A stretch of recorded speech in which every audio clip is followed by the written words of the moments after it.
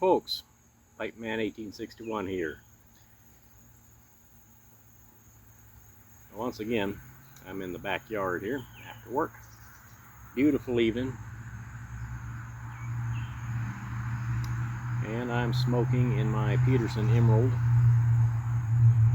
some haunted hatchards. This is another one of the two blends that Ethan, Parsimonious Piper, gave me a little bits of at the Columbus Pipe Show. This is his own English blend. Like I mentioned in my last night's video, this is it's kind of his play on words of haunted bookshop. It's not haunted bookshop, it's an English blend. It doesn't have burley in it, at least not. That's not the primary component. But Hatchard's is the oldest bookshop, I believe he said, in London. So no copyright infringement has occurred. Trademark infringement, maybe. It's good stuff. Very mild. It burns quite nicely. Being in English, it burns nice and cool.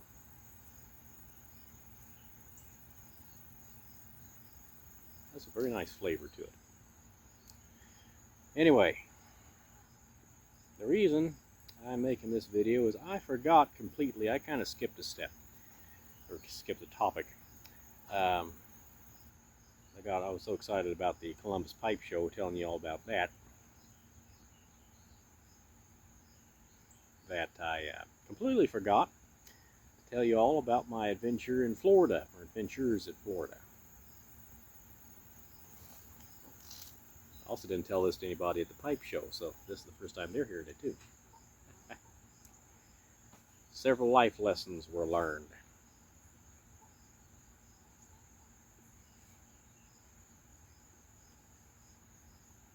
We'll go over those as we go.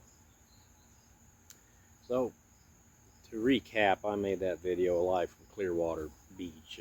Me and my wife, well, my wife and a friend of hers, Grace, went on a cruise together. I stayed back and took care of the chickens and the cats and all that fun stuff, and I had to work. So they went on the cruise, then they got back to Florida. And when they got back, the morning they were getting back, I flew down there. Took a couple days off. I flew down there.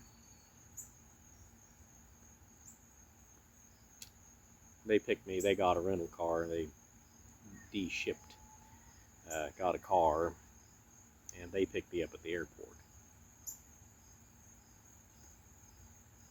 Plan was to spend 4 days in and around Clearwater Beach, and then fly home later Sunday evening, because I had to be at work on Monday morning. Actually, both. Well, just me, I'm sorry. Sydney was able to get the day off Monday, but my wife, that is. So,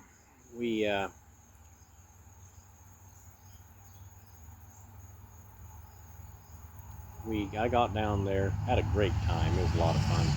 Weather was perfect for Florida. Now, for me, the perfect temperature is like 75, 70, 65. Between 65 and 75 is perfect temperature for me. Any much cooler than that, it starts getting a little bit chilly, and much warmer than that, and I start sweating. So that's my comfort zone. Well, it was of course in the 90s down there, so I was roasting, but we were in the water a lot of the time, so it wasn't so bad. It was really pretty. I'd never been to Florida before, so I'd never even seen the ocean, so that was a lot of fun. So anyway, and I am one who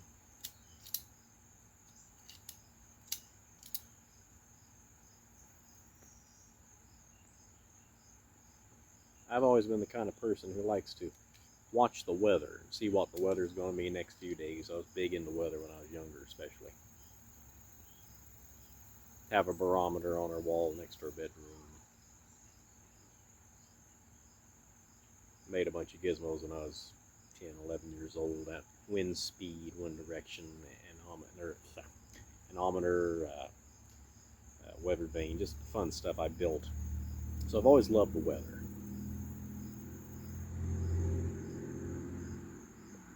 And so I always kind of instinctively keep an eye on the weather, because I want to see what's coming.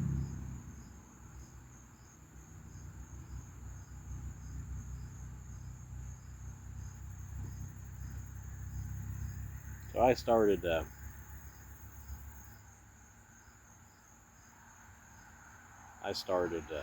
watching this, and there was a tropical depression out in the ocean. They call it, I think, tropical depression number 4 at the time. This was on Thursday. They're saying it was going to turn into tropical storm Debbie.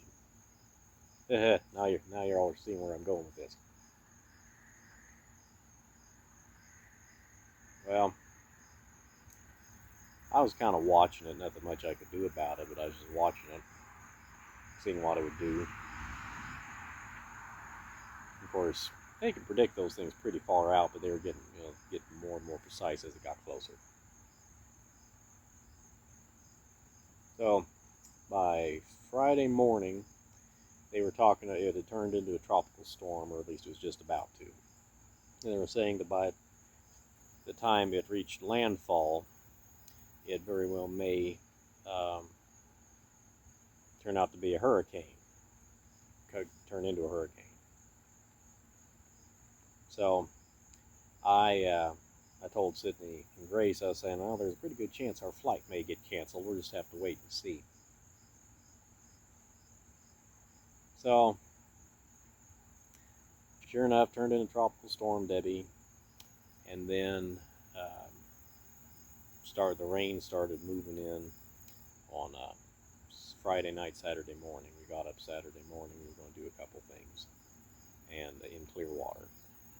And it was raining just constant. It was just a constant heavy rain. And then we all got the notification that our flight had been canceled. And so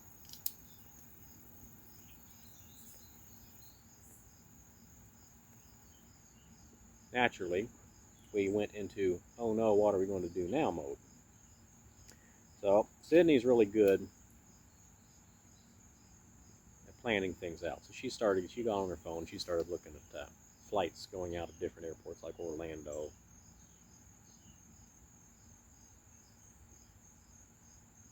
There was one going out of Orlando at 9 p.m. that night. So anyway, we looked into, we had to figure out the rental car we already had. It was going to be $400 some to change the drop-off location. The more we looked at the weather, the more we realized that even if we did get that other flight, that was probably going to get canceled too. So we didn't know if we could get refunds for the tickets, so we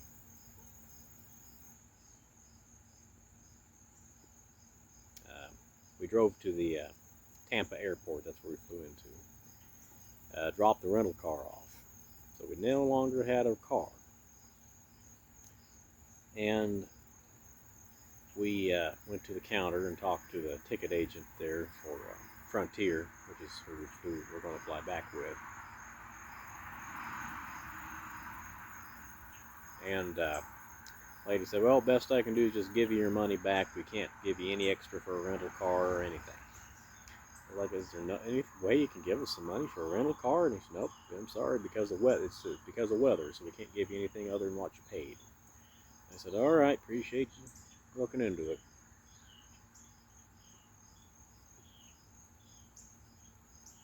So they gave us our money back. So then we made the decision we were going to drive home. Okay, 13 hours was home. By this time it was about 2 o'clock, give or take, 2:30 in the afternoon on Saturday. So we go to Enterprise. Now, me and my wife, we do not own a credit card ourselves. We cut all those up. We're on the Dave Ramsey plan, and we don't mess with credit cards. I've learned the hard way not to mess with them. So, and I knew that there were some extra hurdles to jump through to get a rental car on a debit card. I knew that. I just didn't know what they were. So, we went to the airport Enterprise. Stood in line for about half hour because everybody else had the same idea as us. And apparently, and I know a lot of you probably know this, I didn't until now. Apparently, unless you have an outgoing flight law register that you can give them the flight number, that has not been canceled. It has to be a legitimate outgoing flight. At the airport, they cannot rent you a car on a debit card without that outgoing flight number. So they said, well, I said, well, what in the world are we going to do? They said, well, you can check with this other place over across the hall. They might have a laxer policy. We went over there, it was the same policy. So now we were kind of getting into panic mode because we had canceled the flight, we had given away our rental car, we were just stranded at the airport at this point, and all the other enterprises were closed because of the storm. So, after a little bit of panicking, I suddenly remembered, which I should have remembered before, that I had my work credit card, my company credit card.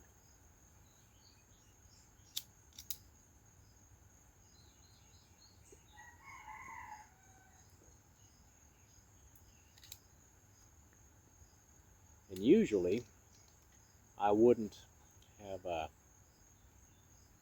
have enough money on there because it's a fairly low limit. It's just for general incidentals, parking and stuff.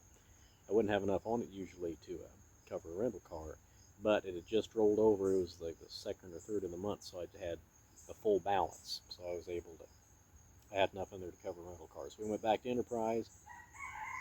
I knew by the look on their face, they were dreading seeing us again because they were probably thinking we would be complaining to them or something. But I walked up, I said, I do have a credit card, I just realized, can we try this? And they said, sure. So they ran it, and they said, yep, you're all set. Go down, first level, go to the rental car place, they'll set you up. Here's your receipt. So by this time it was like 3:30, 3:45. So we were like, yes, we got a car. So we walked down there. We were able to get it was, I think, a Nissan Rogue. It was a really nice little minivan. So Grace got in the back seat. Sydney was in the passenger seat, and I was driving. All right, folks, mosquitoes. Tonight. Apparently, they like pipe tobacco. Anyway, so we started driving, pouring down rain. I mean, it was torrential. I haven't seen this much rain. I've seen it for very brief periods in bad thunderstorms driving in my life, but never that long. My goal was to get us clear of the storm, which by that time had turned into Hurricane Debbie. I wanted to get us clear of the storm, which I had to get to Georgia before we would be clear of it, and then I'd feel better. We were going to drive all the way home, but my immediate goal was to get us out of the storm. Well, anyway, we were driving along, pouring down rain, had my emergency flashers on the interstate. We were going 30 miles an hour some places.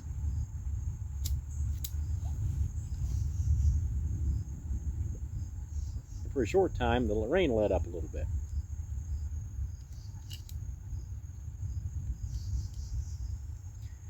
All of a sudden, we got a weather alert. All three of us got a weather alert on our phones. And it was a tornado warning. And it was like imminent danger, seek shelter now. And all of a sudden, it got real windy. And I thought, you got to be kidding me. So I looked to my left, and there it was, a great big tornado, wedge tornado. At least it looked big to me. Right off the interstate, about a mile. I looked over there, it was a little bit over my shoulder. I said, yep, there it is.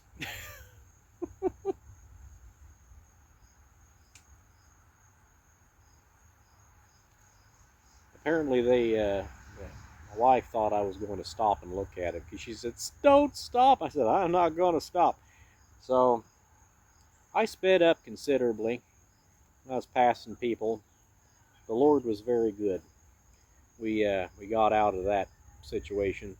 Later on, after we got home, I looked at here's a website that lists all the different tornado sightings for all the whole United States.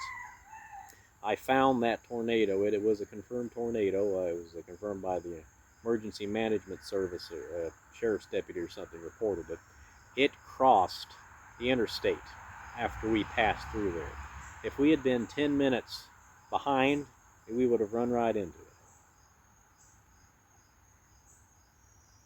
So, the Lord protects us. Sure protected us. So, kept on going. We got through the storm, got up into Georgia. I drove 10 of the 13 hours. My wife drove the last 3. I slept the last 3. We got home, got to the airport, and got in our car at 7:30 a.m. No, I'm sorry, 7 a.m. 30 minutes from the CVG Cincinnati Airport to our house. So we drove 30 minutes to our house, which was 7:30, give or take. I went in the house. I changed my pants and I kept my jeans on. Put on my work shirt, brushed my hair, used the bathroom, brushed my teeth, and I went right to work. 2 minutes early to work, too. So, life lessons learned. A, if there's a chance of a hurricane, don't go to Florida, period. Always have a backup plan to your backup plan as far as getting home, and make sure that backup plan is set up well in advance. And thirdly, try not to get run over by a tornado, and make sure your prayer life is in order.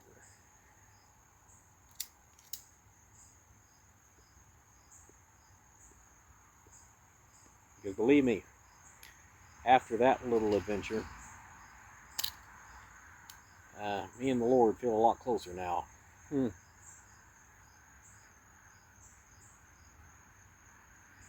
So, that was my adventure in Florida, our adventure in Florida. So, for whatever it's worth, try to avoid that kind of a situation. It's not overly fun. But I do have a story to tell my kids and grandkids, so that's something. Anyway, folks, I better let you go. I'm almost done with this pipe. This is Pipeman 1861 saying goodbye, good luck. May the good Lord take a liking to you. I'll see you all again real soon. Thank you for listening, and happy smoking to you. Bye now.